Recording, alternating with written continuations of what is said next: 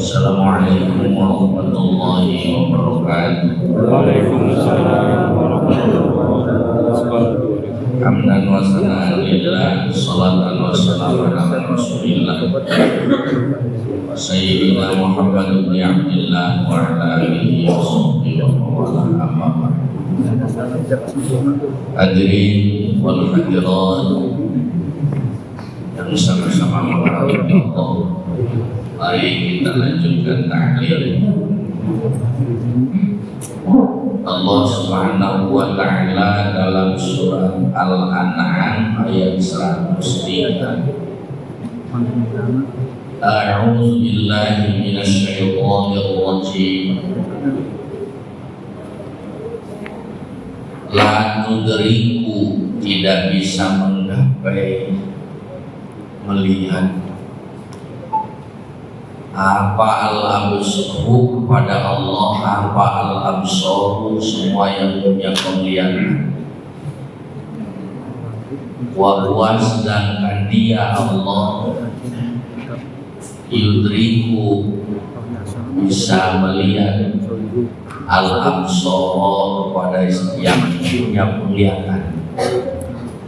Wa huwa, adapun Allah itu al-latif, maha halus, maha lembut, al-khabir, dan maha waspada.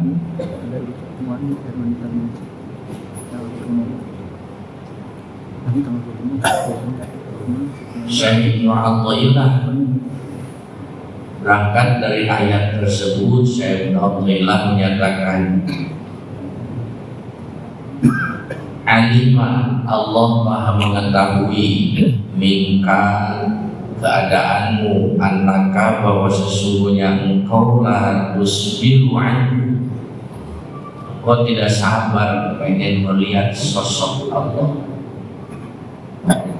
Fa asyhada, maka cukup Allah memperlihatkan kepadamu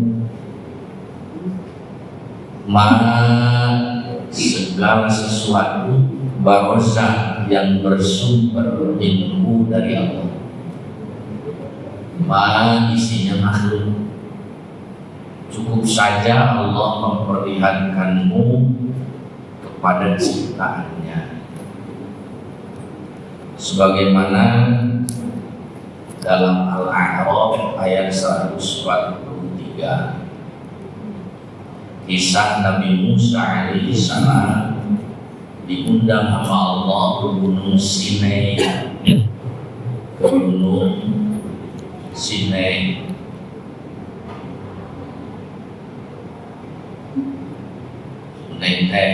bahasa Solo, bahasa kitanya maka Gunung Dursina. Gunung Dursina yang ada di Mesir. Kalau Bapak Ibu ke sana, terminal mobil itu di sebelah kirinya ada makam Nabi Harun. Kita terus jalan, nanti ketemu Pangkalan Unta, naik ke atas ke mihrabnya Nabi Musa itu. Nah, unta ada kemampuan, nanti separuh perjalanan unta nggak bisa lagi naik, turunlah di situ kita. Nanti terusin lagi jalan kaki. Dengkul itu nyangkut.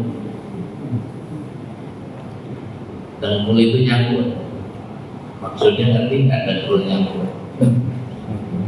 Nah, kalau melangkah dengkul nyangkut artinya bukan Pak, saking begininya bukan dengkul nyangkut. Jadi begini, orang-orang dipersiapkan sepatunya. Kalau saya pakai sendal jepit, ya copot terus. Orang-orang udah disiapkan sepatu buat naik, buat. Nah, saya pakai sendal jepit. Jam 3 subuh itu keringat.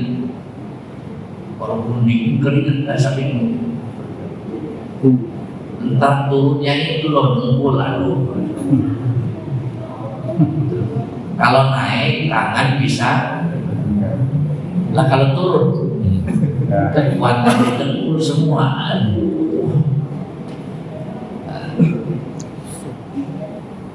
Ketika sampai di mihrabnya Nabi Musa, di atasnya sebelah kanan dikit dari bibir gua Nabi Musa itu ada musola seperempat inilah tak satu ruangan itu. Nah, sebelah kirinya, belakangnya ada gereja.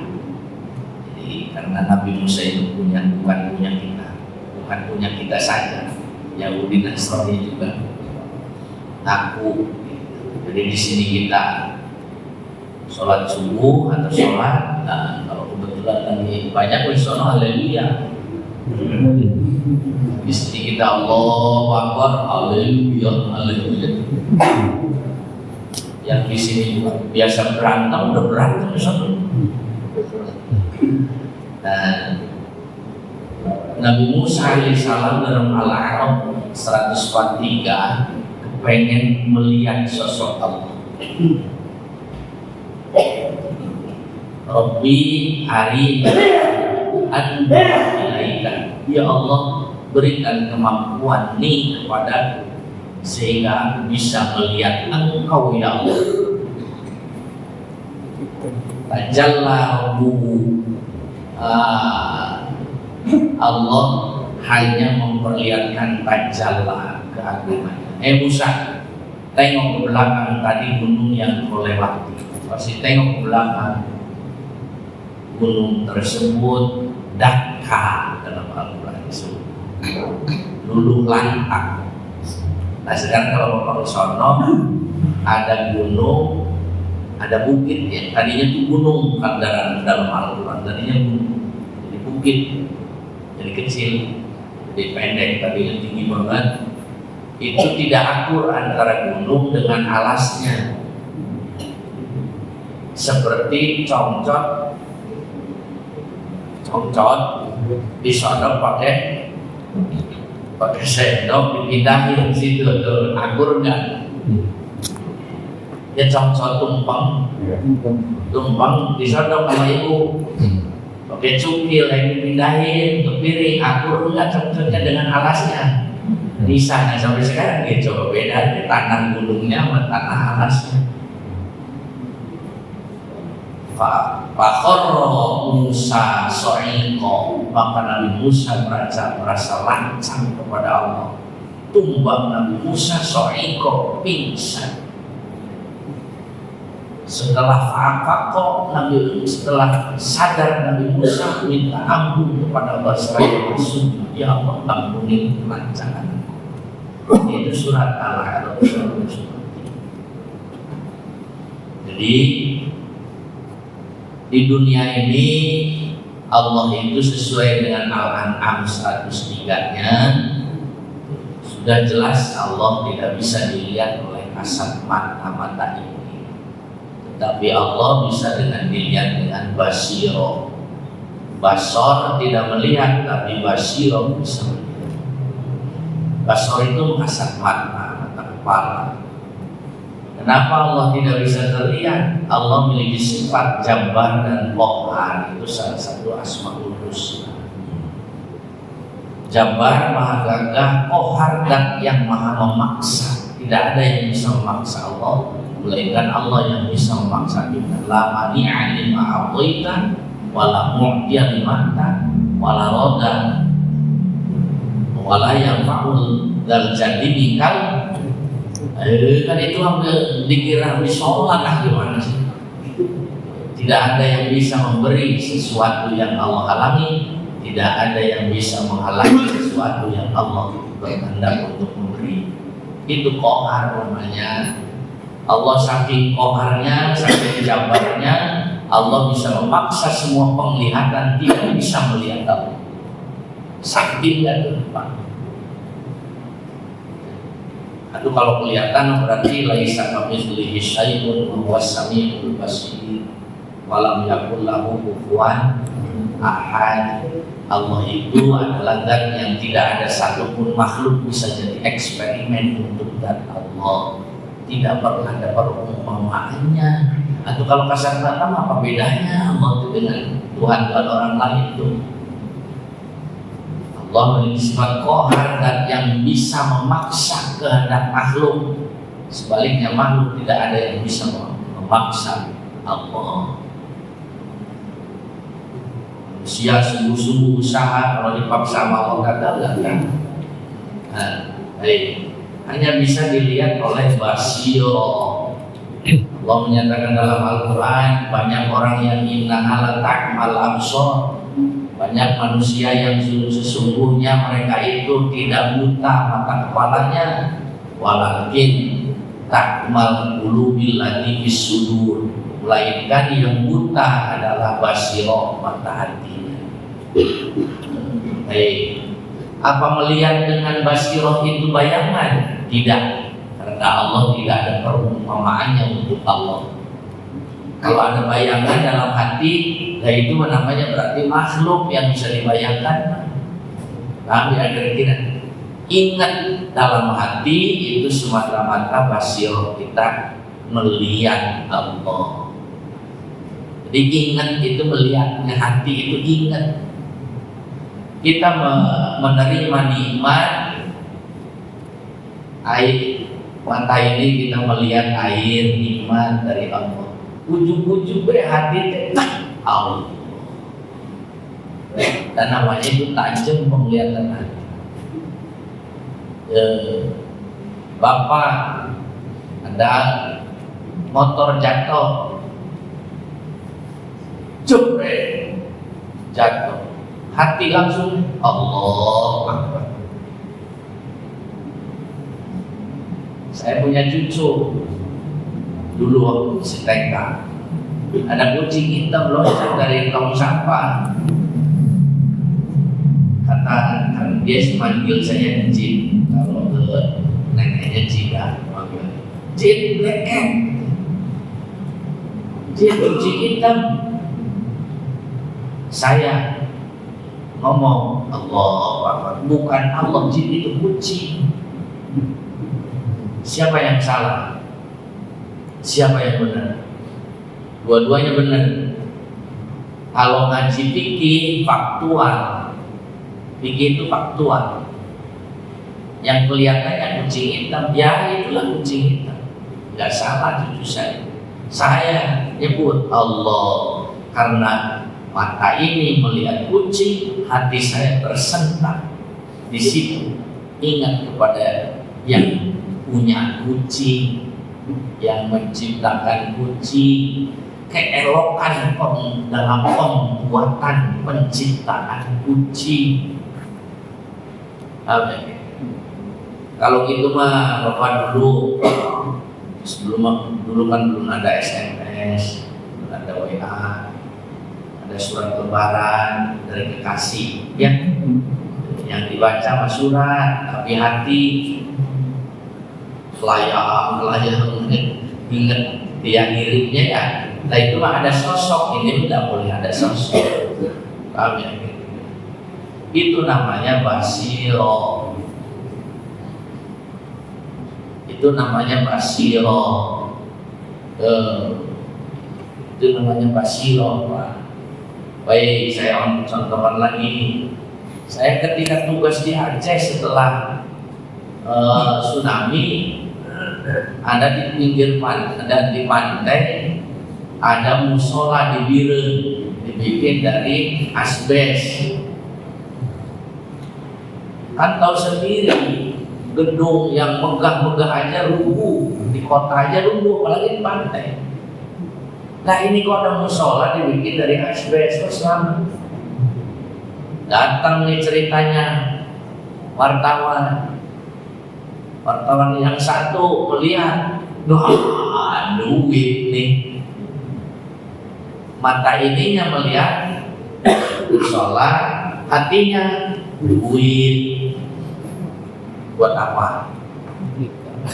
modal pemberitaan. Wartawan yang satu ininya melihat musola, hatinya Allahumma antas salam wa bika salam ilaika yaumus salam fahyina rabbana wa adkhilal jannata darussalam tabaraka rabbana wa ta'ala ya jalali wal ikram. Allahumma ya Allah, antas salam, engkau sumber keselamatan, wa bika salam, dan keselamatan itu hanya semata datang dari engkau ya Allah. Bla bla bla bla dan selanjutnya. Coba, siapa itu yang tajam mata hati? Basirohnya yang tajam siapa? Wartawan yang pertama apa yang kedua? Itu namanya basiroh. Makanya orang yang basirohnya tajam itu disebut ma'rifat. Salah satu tanda-tanda kemakrifatan seseorang, cerdas mata hatinya bisa lembus. Orang melihat cuma segitu-gitunya, dia mau panjang penglihatannya, panjang penglihatannya. Nih contoh perbedaan antara orang yang makrifat dan tidak, orang yang basirohnya mata hatinya katarak sama yang tidak, yuk bedain. Orang yang jauh atau yang katarak mata hatinya melihat taat jadi maksiat. Orang yang mata hatinya tajam melihat maksiat malah jadi taat. Jauh apa jauh bedanya? Contoh, ini jangan diartikan, jangan. Ya memang contohnya ini ecek-ecek sih, tapi benar adanya. Contoh, hari apa ini ya? Haji, mau sholat Jumat Haji? Iya, kalau hari apa? Hari Jumat. Gue dalam lubuk hatinya, nah, ini orang pakai sholat Jumat nih. Kali aja ada motor yang gak dikunci. Ada nggak kira-kira orang seperti ini? Ada nggak? Menurut saya bukan ada, sabar-sabar. Berapa banyak orang jahat di tempat baik, justru melihat kebaikan malah jadi jahat, terinspirasi dalam hatinya justru jahat, padahal melihat di tempat baik. Di Masjidil Haram memang orang baik apa itu? Kalau haji ada yang nyopet, ada yang minta-minta rada meleng sedikit merokok, kan itu perempuan yang suka diukir tangannya, gak usah disebut dari India ya. Minta kita meleng makan rokok. Itu jauh mata hatinya itu bukan lagi katarak, itu udah meleng. Sebaliknya orang yang ahli ma'rifat melihat maksiat aja jadi taat. Berangkat sholat Jumat, melihat orang masih pada gambar di pos, udah catur, rambut, giliran kita udah pulang masih di situ perbuatan maksiat, timbul taatnya. Alhamdulillah ya Allah, alhamdulillahilladzi bi ni'matihi tatimmu shalihat, alhamdulillahilladzi an'ama 'alaina bi ni'matil iman wal islam. Terima kasih ya Allah, Engkau yang telah memberikan nikmat-nikmat Islam kepada kami. Kesono astagfirullah, innalillahi, kesini alhamdulillah.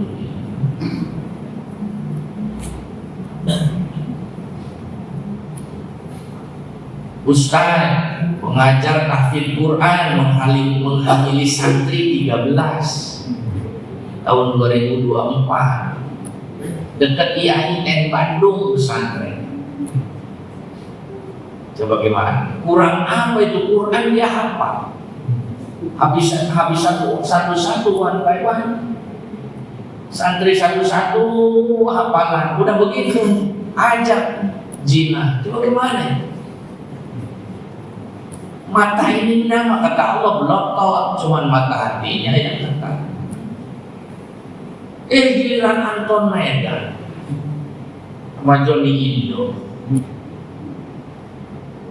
buian mana, penjaraan mana yang belum dia masuki.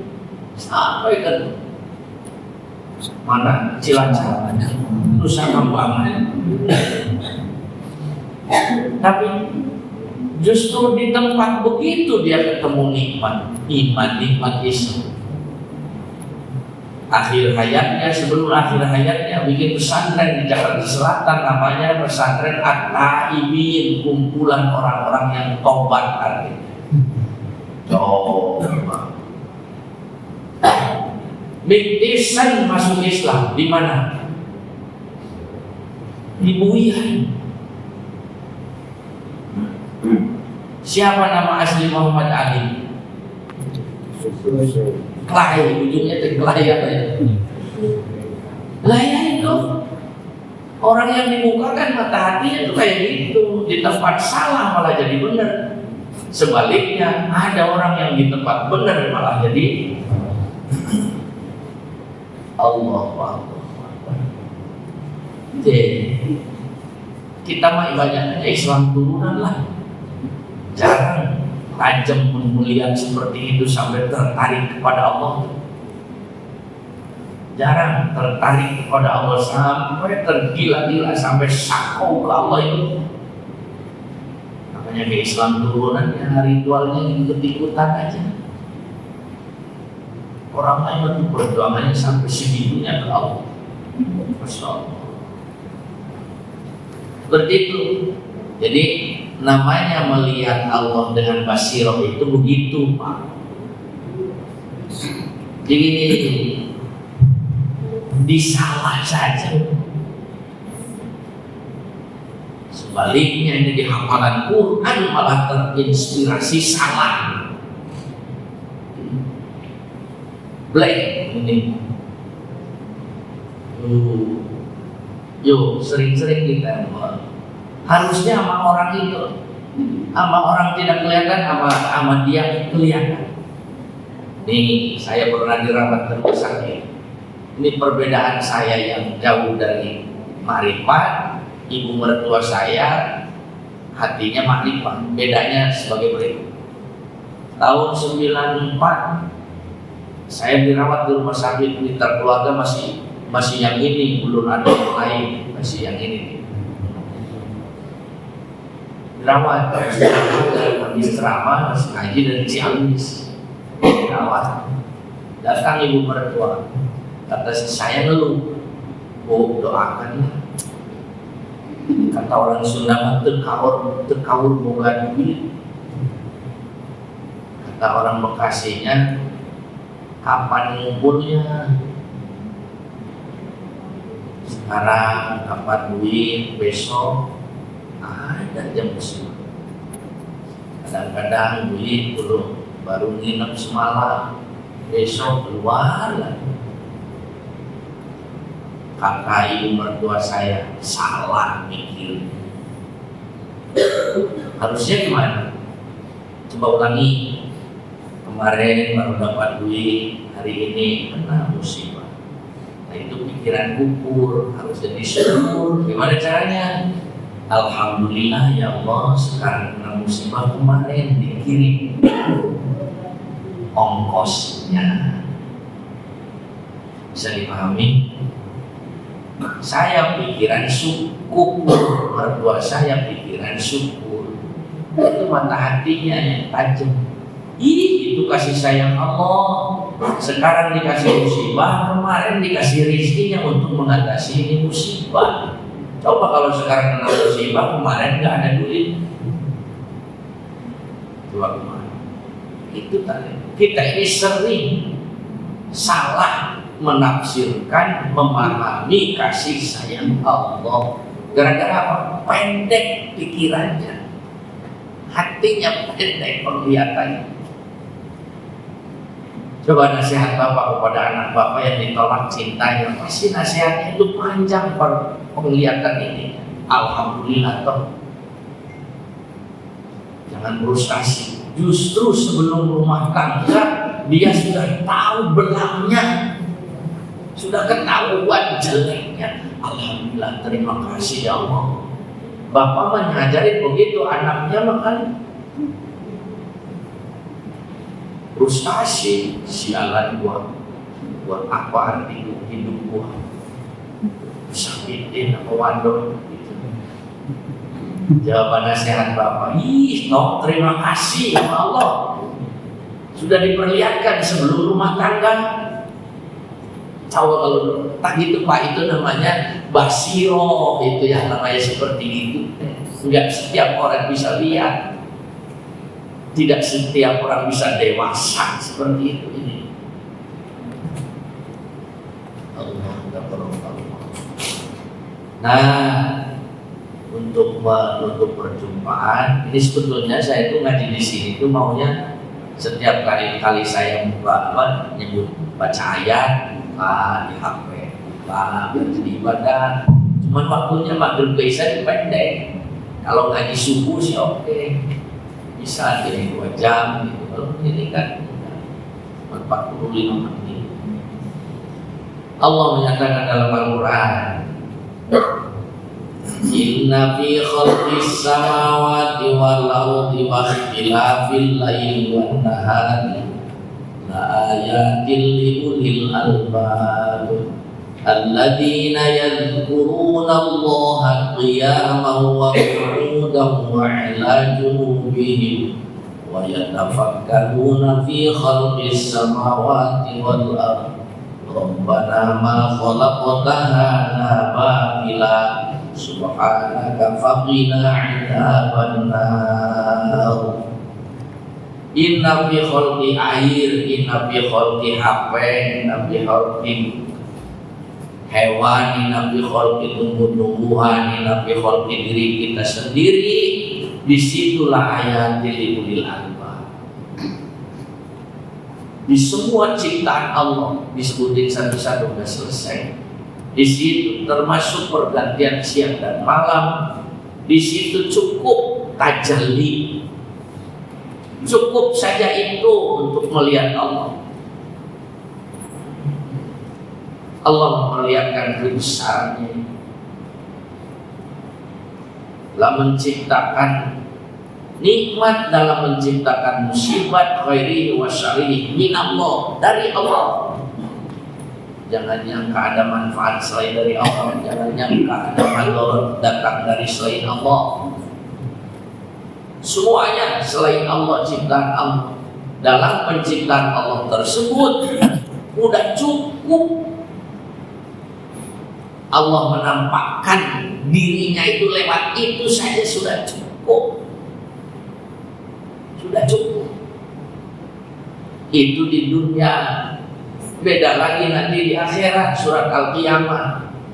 Wujuhun yawma idzin nadhirah ila rabbiha nadhirah.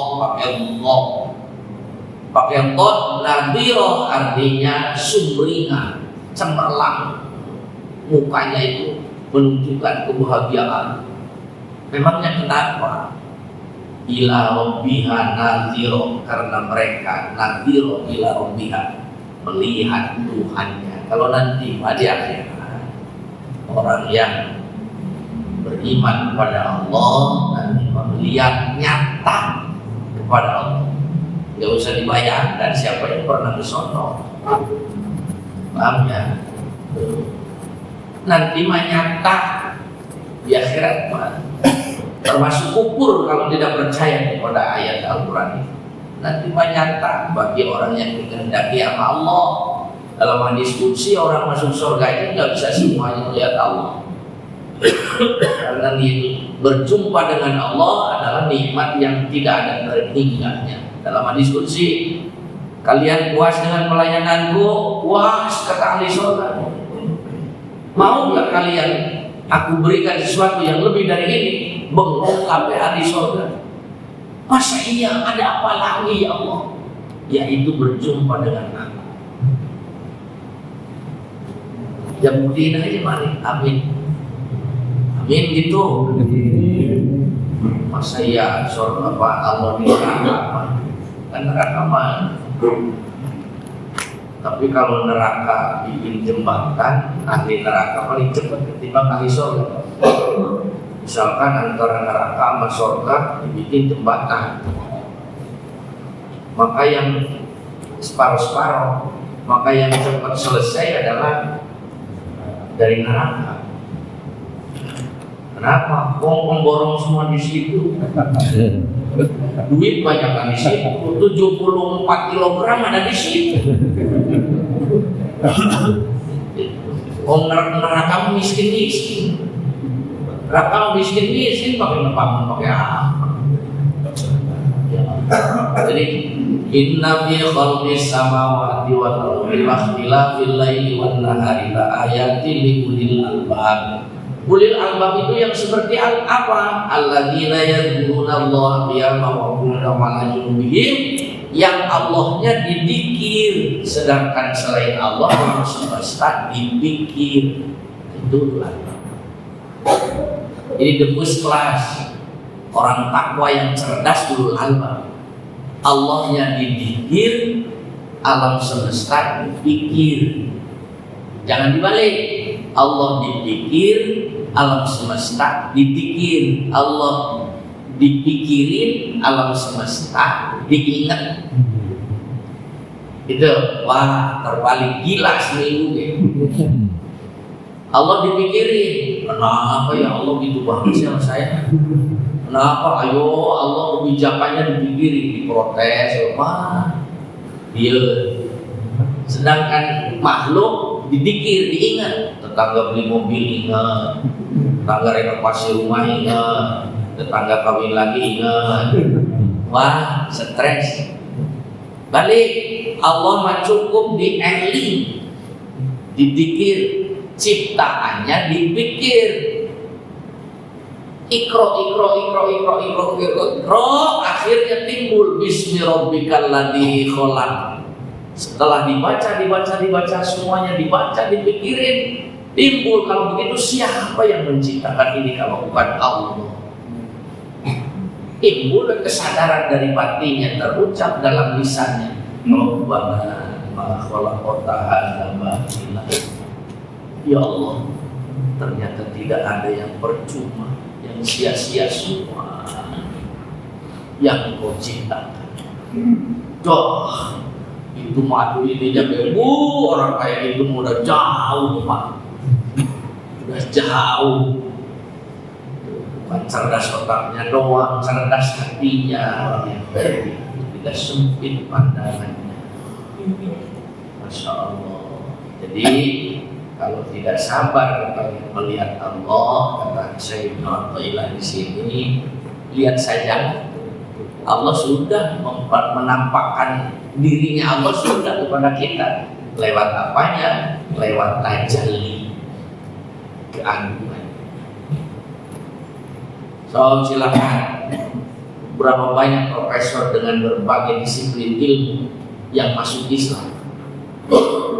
Karena semua bersumber kepada Allah, maka ketika segala sesuatu ditelusuri pasti ujungnya Allah.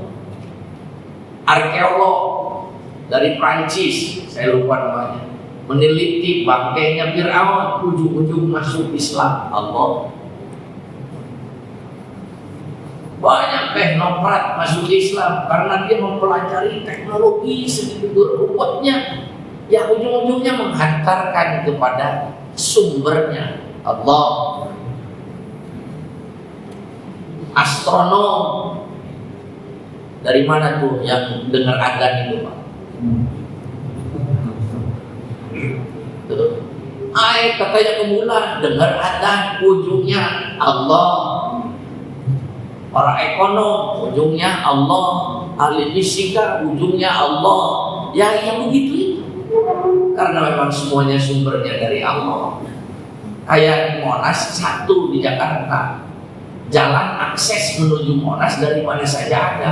Sok terus ditelusuri, yang dari selatan, yang dari timur, yang dari barat, yang dari utara, ujung-ujungnya Monas.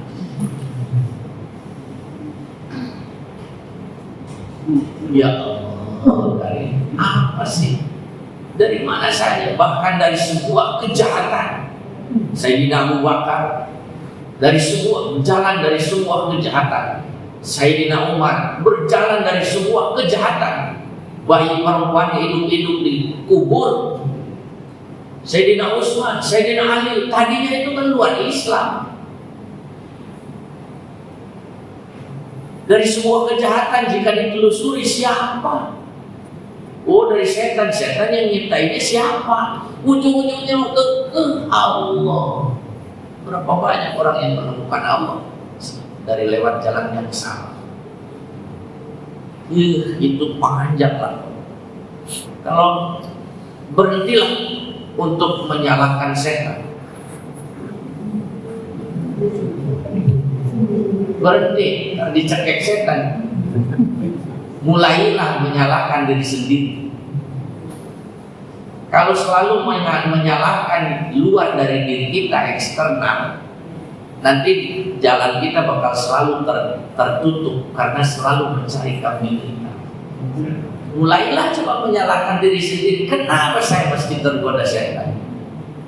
Maka jalan akan terbuka untuk menemukan, untuk memberikan bimbingan terhadap kesadaran. Paham nggak? Dikit-dikit setan, dikit-dikit setan. Lah kapan hidupnya? Ayo, nyalain setan. Ingat, celaka kita ditipu orang. Sebetulnya tidak semuanya salah di penipu. Ada peranan kita. Kenapa kita ditipu? Berarti wajah kita ini culun. Nah ini ya kayaknya yang bisa ditipu, gitu kan? Ya kenapa Anda menampilkan wajah yang seperti itu? Baru ya, kalau bapaknya menampilkan pinter, cerdas, beneran enggak tukang nipu kan? Dan mereka juga nyari sasaran ini kayaknya nih kayaknya ada orang ini mah. Nah gitu. Jadi ada peranan kita juga di situ. Paham ya? Berhentilah selalu menyalahkan eksternal, kembali pada diri sendiri. Ibda nafsi, mulailah dari diri kita. Setan ngejelek-jelekin setan sampai kiamat nggak ada ujungnya. Yang memang setan diciptakan untuk jelek. Mendingan mikirin diri kita bagaimana caranya supaya tidak tergelincir oleh setan. Sok jelek-jelekin Benyamin setan nyamuk. Lah yang diciptakan sama Allahnya begitu. Kan dulu Allah begitu jadi kepada waktu di sorga.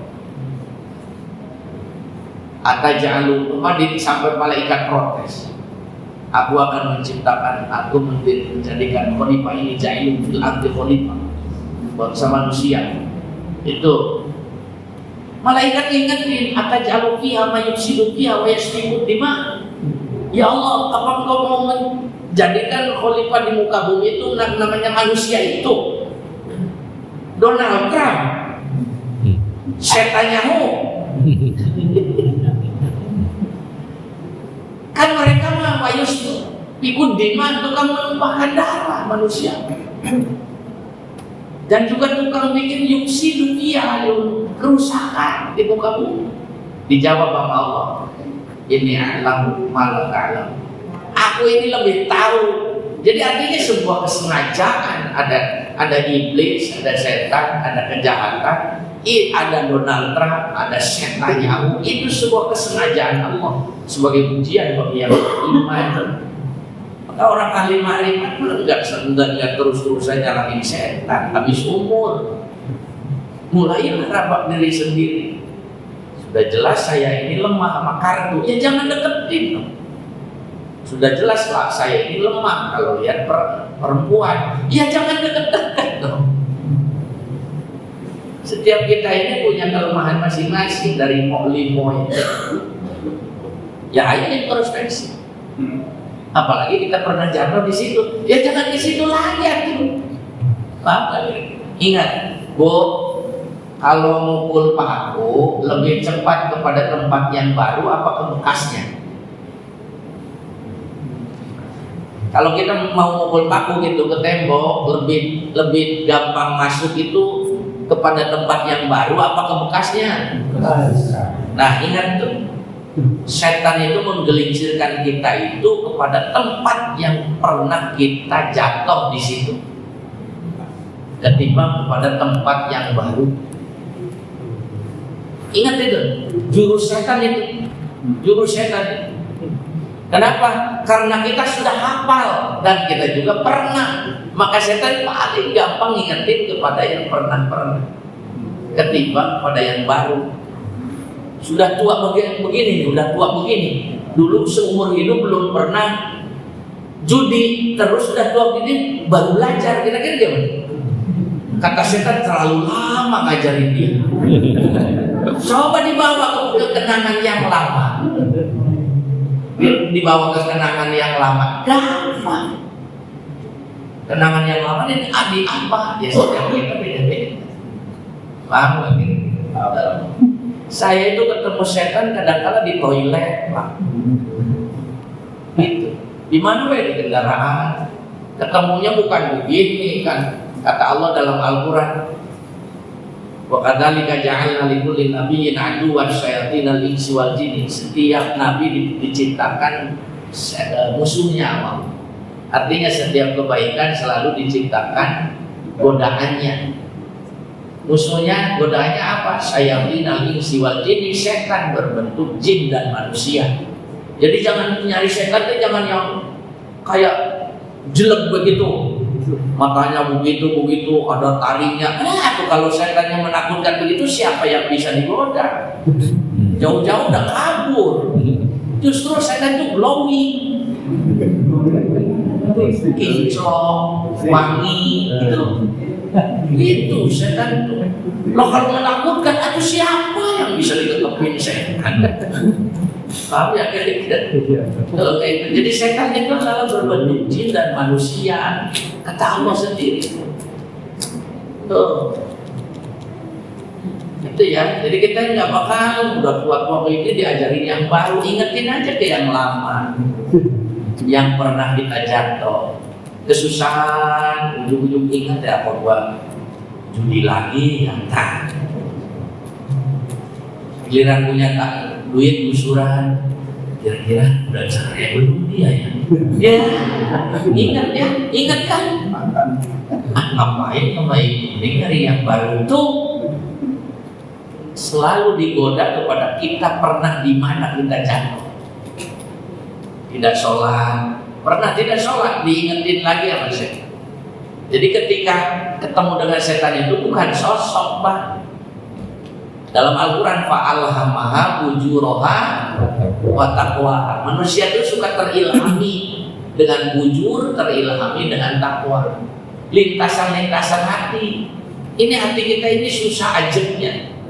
Dikit-dikit syukur, dikit-dikit kufur, dikit-dikit teraspirasi baik, terinspirasi baik, dikit-dikit terinspirasi buruk, dan gitu terus. Seperti itu. Ketika hati kita terlintas perbuatan buruk, itu namanya lummatus syaitan. Anda sedang berjumpa dengan setan. Itu disebut bisikan setan. Kamar Maira Mama, nyanyian setan. Itu. Masya Allah. Sekian, terima kasih. Mudah-mudahan tidak puas. Karena saya itu bukan makhluk, bukan bagian dari anu. Jadi kalau saya nerangin jin dan setan ya pantas kalau nggak puas, kalau saya bukan anggotanya. Sekian, terima kasih ya Pak ya. Subhanallahumma wa bihamdika asyhadu an la ilaha illa anta astaghfiruka wa atubu ilaik. Untuk supaya cepat mempertajam ini Pak, biasakanlah dzikir khofi Al-A'raf 205. Itu sebagai penangkal ayat 11 ayat 17 Al-A'raf. Setan itu dari belakang, dari kanan, kiri, depan, belakang, maka ditangkisnya dengan ayat 205-nya. Wadkur rabbaka fi nafsika, itu tadarruan wa khifatan dunal jahri wala takun minal ghafilin. Dikirlah kata Allah, binafsika dalam jiwamu, dikir hobi, dunal jahri, yang satu itu mah jangan diucapkan dikir. Tadarruan wa khifatan, penuh dengan tadarru, sopan, penuh dengan kesopanan kepada Allah, wa khifatan, dan penuh dengan rasa takut kepada Allah. Tuh, bil buduwi wal asal, baik pagi maupun sore. Wala takum minal ghafilin, janganlah kalian termasuk orang-orang yang gaplek. Gopilin itu gopala, yang dulu goplak, goplakan, itu gaplek itu diambil dari kata artinya lalai. Wala takum minal ghafilin, janganlah kalian termasuk orang-orang yang lalai. Mohon maaf, NB. Assalamualaikum warahmatullahi